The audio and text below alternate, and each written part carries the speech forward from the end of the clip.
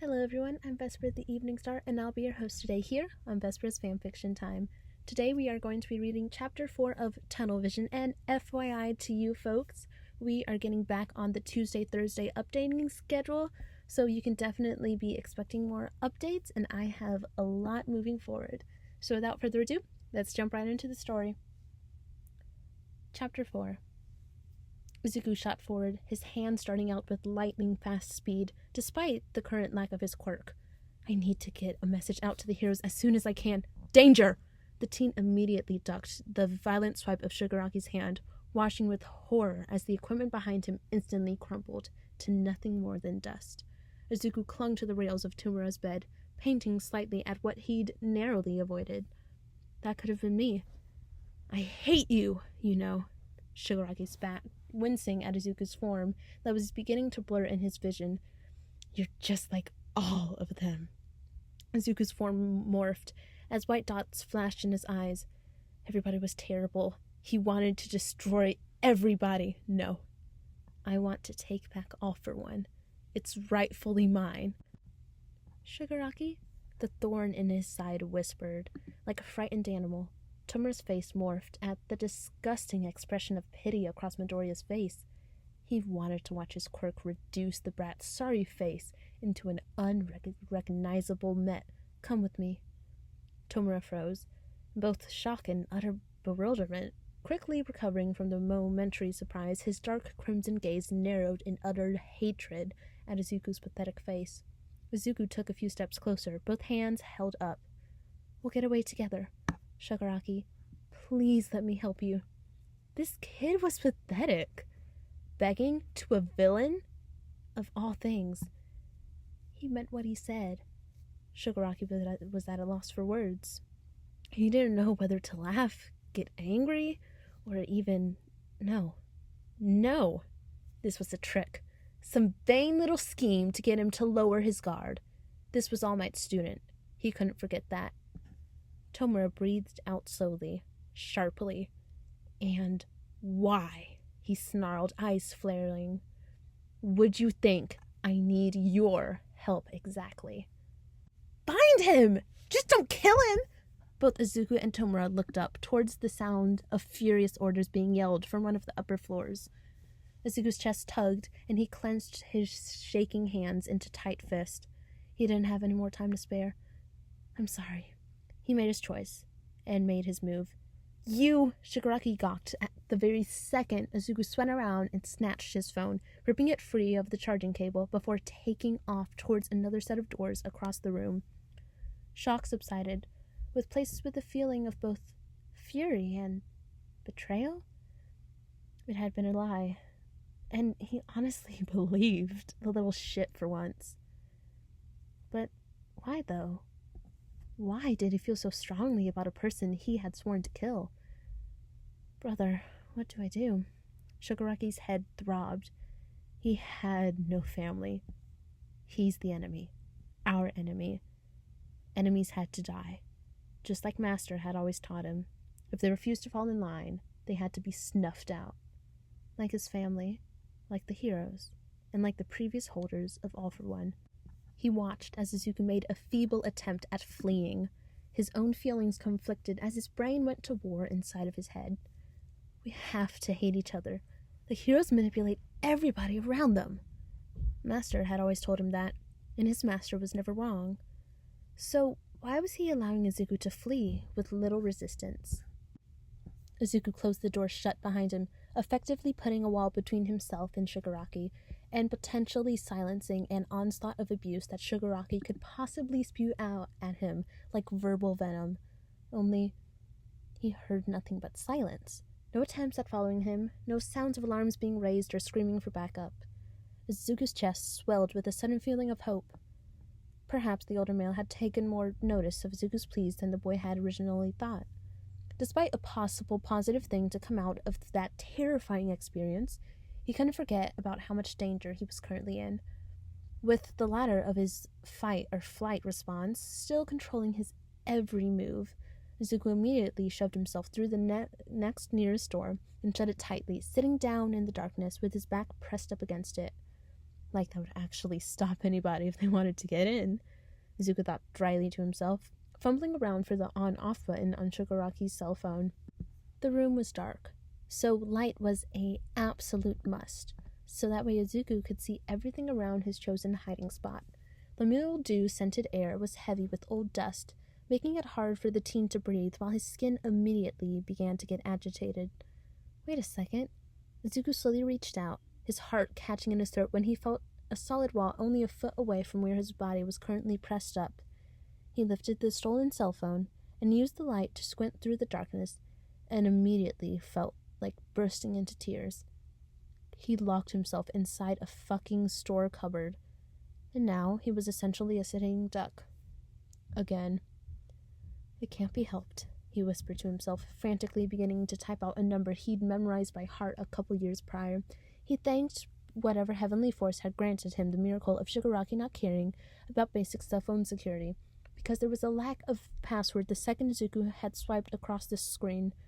He'd never thought he'd thank Shigaraki for anything. Sometimes life was rather strange. With a hammering heart, he pressed the phone to his ear and tried to concentrate on his breathing, ignoring the loud sound of the tone pounding in his ear. You can do this, he told himself, dialing each number slowly. After about 3 or 4 rings, somebody picked up. Hello? That voice.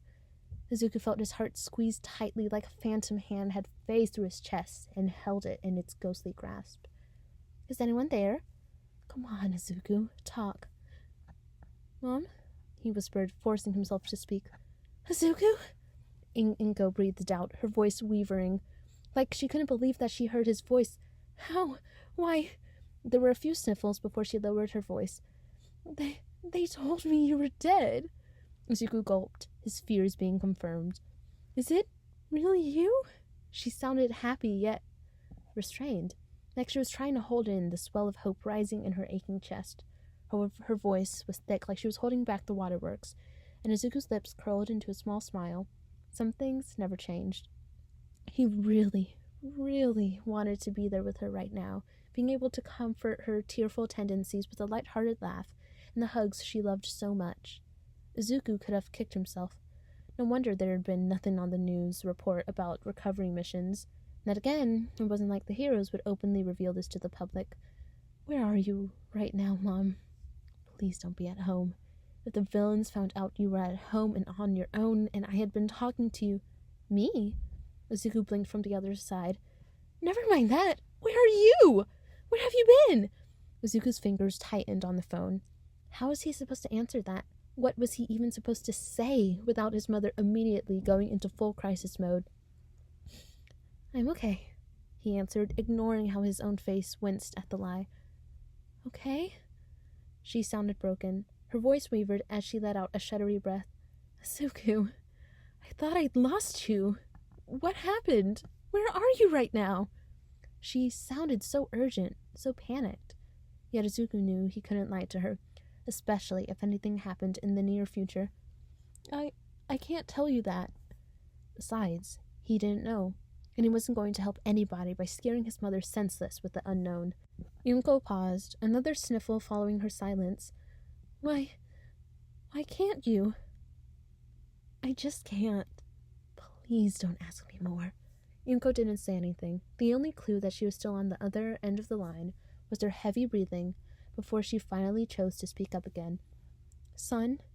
Izuku tried to swallow the hard lump in his throat. Izuku, listen to me. He made a small noise in response. Are you all right? It wasn't a question on his well-being. He knew what his mother was trying to do. She was trying to gently coax out the truth. It was a method she had used since his earliest memories, such as when he'd come home with a burn wound, after Kanchan would get a little too trigger-happy with his quirk. Mom, Izuku swallowed. This was one of the hardest things he had to do in his life, seeing as he'd been in many situations with countless near-death experiences. The hero killer, Shigaraki at the mall, everything that happened at the training camp, Kamino Ward, Overhaul's appearance, Jaku. It was them, wasn't it? Those criminals who caused that situation in Jaku City. Izuku didn't answer. You're with them. Movement from the floor above startled Izuku. ripping his attention away from his mother while he quickly looked over his shoulder and pushed himself further into a corner. "Izuku, baby?" "Hmm?" His eyes watered. I'll tell the heroes, all right? And the police, too, of course." Izuku shut his eyes, allowing the tears to drop down his face. "Perhaps they could trace this call. Yes, that makes sense." The teen nodded softly, not caring that Yonko wasn't able to see it. "Izuku?" He opened his eyes. "I know you're scared, but please, please stay strong. No matter what they say or do, Izuku, don't let them tear you down." Izuku exhaled slowly. Perhaps she thought the villains were repeating the same thing that they had gone down back at the communal ward, with their attempt to persuade Kachan into joining their side. Despite the circumstances, Izuku wanted to laugh at that. These villains didn't want Izuku on their side. He knew damn well what they were after. And they won't have it. I will never give One for All to them. If he gave his quirk away, not only would he willingly give up the sacrifices of the previous vestiges, but he'd put everybody in danger. All Might, Izuku-sensei, his friends at UA, his mother. While she didn't understand the real truth behind his abduction, he swore to himself he'd tell her everything the very second he was away from the villains. If he ever got away. He found himself frowning as he pulled his legs closer to his chest. "Think positive. Don't worry her more than you are now." "Have they hurt you?" Izuku paled. "They've only taken blood. For now." Though he didn't share that particular add-on with her. "Your blood?" Yunko's tone was enough for Izuku to straighten on the ground. "Why would they? I don't..." A few breaths later, the woman cleared her throat, her voice shaky. "All right. That doesn't matter at the moment. For now, just... Mom, what is it?" Izuku winced as he put his thoughts into words, which he was finding insanely difficult. "I need to ask you something. Something about Dad." "Hisashi?" Her voice softened. "What about him? Why would you ask about that, now, of all times?" "Because I..." A heavy crash blasted through the empty room, scaring the life out of Izuku as his grip on the phone slackened and sent it clattering to the ground loudly. A heavy rumble rang out straight after, along with loud, slow movements. "Izuku! What was that?" Something was coming. Something large and terrifying, judging on how danger sense was screeching away in the pits of his mind as he shrunk further against the floor, fumbling around for Shigaraki's phone. "Izuku? Izuku, what happened? Are you all right? Izuku! Mom, A massive muscular arm ripped through the plasterboard, veins bulging from its leather-like skin as lifeless eyes focused in on the tiny target cowering at the back of the room. It let out a low rumble, its pupils dilated as it dragged itself closer to Izuku, hovering over the terrified teen like his personal jailer. Izuku couldn't even bite down the alarmed squeak from the back of his throat as he clutched the phone tightly and tried to dart across the floor, like a tiny mouse escaping a particularly hungry feline. His panic rose the second he felt a massive weight clamp around his left leg, and he lost his balance, chin smacking the hardened ground while his hand lost grip on the stolen phone. It tightened its hold the more Izuku struggled, until a sickening crack split through his ears, and a fierce scream of fire emitted from his leg, all the way up to his spine. The shrill scream that came from his mouth was loud enough for the beast to drop him roughly on the floor, enabling him to curl into a tight ball as he tried to control his breathing. Sobbing on the freezing ground, he couldn't even hear the panicked shrieks of his mother coming from the phone. "It broke my leg. Oh my God." While the boy hadn't heard the woman's cries, the Nomu had picked up on the sound and slammed its foot onto the device. The screen and plastic crunched underneath its massive foot, immediately silencing the desperate cries of a terrified mother. Oh dear, what a sight. Izuku clenched his teeth together. The Nomu growled in warning, sensing the child's anger. If only I could use all for one. Izuku bit down hard on his lip, feeling the sharp sting when his teeth pierced his skin. Please, please come back. That wasn't really smart of you, the doctor scolded, standing over the trembling teen with a light shake of his head, dried blood coating one side of his shirt. I think you've learned what happens to children who try and misbehave, especially when they're in unfamiliar places. Izuku muttered something incoherent from the ground, pressing his face against the floor with a grunt of pain. He made the mistake of glancing down at the damage the Nomu had done to his leg, and his face morphed into one of utter horror.